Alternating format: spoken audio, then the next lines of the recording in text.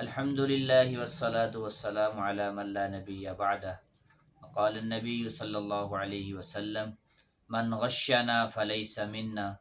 مسلم شریف کی ایک حدیث ہے، حدیث نمبر 284۔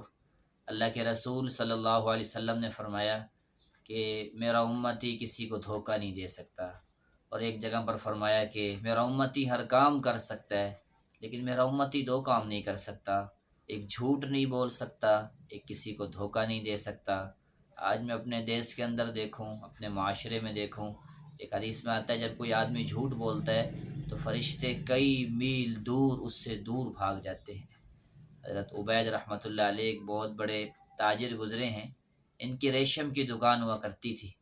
تو ایک دفعہ یہ کپڑا خریدنے کے لیے منڈی جانے لگے تو اپنے بیٹے سے کہا کہ بیٹا، یہ خالص ریشم کا تھان ہے اور یہ ملاوٹ والا ریشم کا تھان ہے، نہ اس سے کم میں بیچنا ہے اور نہ اس سے زیادہ میں بیچنا ہے۔ جو خالص ہے وہ 200 درہم کا ہے اور جو ملاوٹ والا ہے وہ 100 درہم کا ہے۔ یہ کہتے ہوئے اپنے بیٹے کو دکان پر بٹھایا اور خود کپڑا خریدنے چلے گئے۔ واپس آئے، یہ کیا دیکھتے ہیں ایک آدمی ہے ان کی دکان سے خالص ریشم کا تھان لے کے نکل رہا ہے۔ تو یہ اس آدمی سے پوچھتے ہیں بھائی کتنے کا لیا؟ اس نے کہا 400 درہم کا۔ یہ تو بہت مہنگا لیا ہے آپ نے، یہ تو 200 درہم کا ہے۔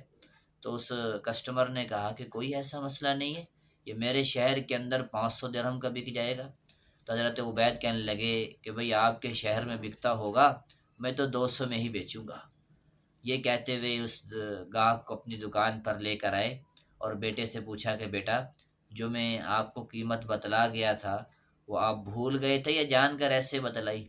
تو بیٹے نے کہا ابا جان، یہ میری دکان پر آئے، انہوں نے ریٹ پوچھا، میں نے کہا 400 درہم، انہوں نے کہا مجھے وارے میں ہے، مجھے کوئی اشکال نہیں ہے۔ میں نے کہا جب ان کو کوئی اشکال نہیں ہے تو مجھے کیا ضرورت کہ میں اصل دام بتا کر ان کو کم دام کے اندر اپنا یہ تھان فروخت کروں۔ جب حضرت عبید رحمۃ اللہ علیہ نے جملہ سنا تو رونے لگے، آنکھوں میں آنسو بھرے اور فرمایا بیٹا، ایک ایمان والے کو لوٹتے ہوئے شرم نہ آئی، ایک مومن کو لوٹتے ہوئے شرم نہ آئی؟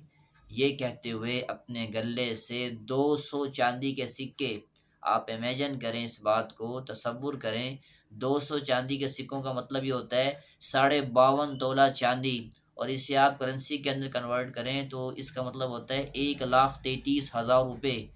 تو 1,33,000 روپے اٹھائے اور اس آدمی کی جھولی میں لا کے رکھ دیے اور کہا کہ میاں تجھے تیرے 300 درہم مبارک ہوں، مجھے میرے 200 میں بھی نفع ہے۔ یہ ہمارے اسلاف ہوا کرتے تھے، یہ تجارت کے اصول ہوا کرتے تھے۔